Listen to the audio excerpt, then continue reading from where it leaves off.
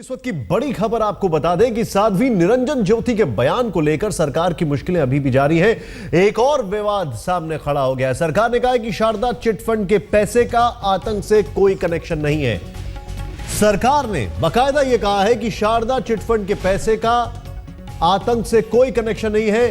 संसद में केंद्रीय मंत्री जितेंद्र सिंह ने यह लिखित बयान दिया। दरअसल रविवार को कोलकाता रैली में बीजेपी के अध्यक्ष अमित शाह ने ममता बनर्जी पर हमला करते हुए आरोप लगाए थे कि शारदा चिटफंड का पैसा आतंकी हमले के लिए इस्तेमाल किया गया। इसके बाद बीजेपी के सांसदों ने ही सरकार पर सवाल दाग दिए। तब सरकार ने जवाब दिया कि शारदा चिटफंड के पैसे का आतंक से कोई कनेक्शन नहीं है। इस वक्त की बड़ी खबर, खासकर यह देखते हुए यह खबर बड़ी हो जाती है कि जिस तरीके से आरोप लगाए गए, उन आरोपों के बाद बाकायदा संसद में यह बयान दिया जाना कि शारदा चिटफंड के पैसे का आतंक से कोई लेना देना नहीं है। इससे साबित होता है कि अमित शाह ने अपनी रैली में कोलकाता में जो भी बातें कही थी वो सब सरासर गलत थी। क्या यह समझा जाए, यानी बीजेपी के पार्टी अध्यक्ष का इतने हजारों लोगों के सामने दिया गया बयान क्या झूठ था? या तो सरकार गलत नहीं बोल सकती या तो अमित शाह गलत नहीं बोल सकते। और अगर किसी का बयान, दोनों के बयानों में विरोधाभास है, यानी साफ है कि कोई ना कोई गलत बोल रहा है और सरकार की बात ज्यादा सुनी जाएगी। सरकार तब जब संसद के पटल पर अपना लिखित में बयान रखे तो जो विश्वसनीयता है बीजेपी के पार्टी अध्यक्ष की निश्चित तौर पर शंकाओं में घिर जाती है। पीछे जो लोग लगे हैं उनको पैसे किसने दिए, उसकी जांच शुरू हुई तो आप लोगों को सुनकर आश्चर्य होगा कि उसके अंदर भी शारदा चिट फंड के पैसे ये बम ब्लास्ट के पीछे उपयोग हुए और ये दोनों जांच एक मोड़ पर जाकर क्लब हो रही है। सीबीआई इस मामले की भी जांच कर रही है।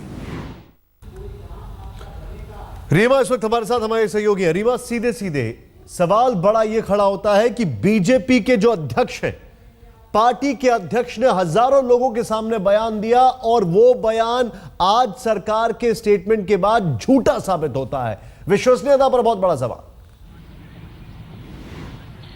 देखिए, अमित शाह बीजेपी अध्यक्ष ने जो बातें कही वो एक रैली में कही, वो प्रचार के दौरान कही और लगातार वो जिस तरीके के आरोप लगा रहे थे ममता बनर्जी से पर उसी के परिप्रेक्ष्य में हम देख सकते हैं जो उन्होंने आतंकी संगठनों से ही ना सिर्फ बात की, जुड़ाव की, बल्कि ये भी कहा कि शारदा चिटफंड स्कैम की जो बात है, पूरा अब तक मामला जो उछला है उसके पैसे भी वहां ट्रांसफर किए गए। लेकिन जाहिर तौर पर निशांत, इस वक्त मेरे हाथ में जो ये आप देखिए रिटन रिप्लाई जो खुद जितेंद्र सिंह जो कि प्रधानमंत्री कार्यालय में मंत्री हैं उनकी तरफ से लिख करके दिया गया है और जो सवाल पूछने वाले थे वो भी दोनों ही सांसद बीजेपी के हैं जिन्होंने जानना चाहा कि आखिर ये आरोप कितने सही है। और उसके जवाब में सीधे सीधे सरकार कह रही है कि अभी तक की जांच से ऐसे किसी लेन देन का पता नहीं लगा है कि बांग्लादेश में फंड ट्रांसफर किए गए हैं। जाहिर तौर पर पुख्ता जो सबूत है वो यही है, क्योंकि सरकार सदन के पटल पर जो रख रही है जवाब, सरकार उसमें झूठ नहीं बोल सकती है।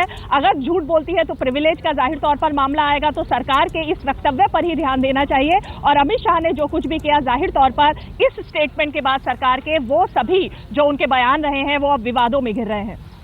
आप जो बतानी अपने आप में चिंता का विषय, खासकर ये देखते हुए कि आने वाले समय में अपने आप में एक बहुत बड़ा मुद्दा हो जाएगा। क्या कहती हैं आप?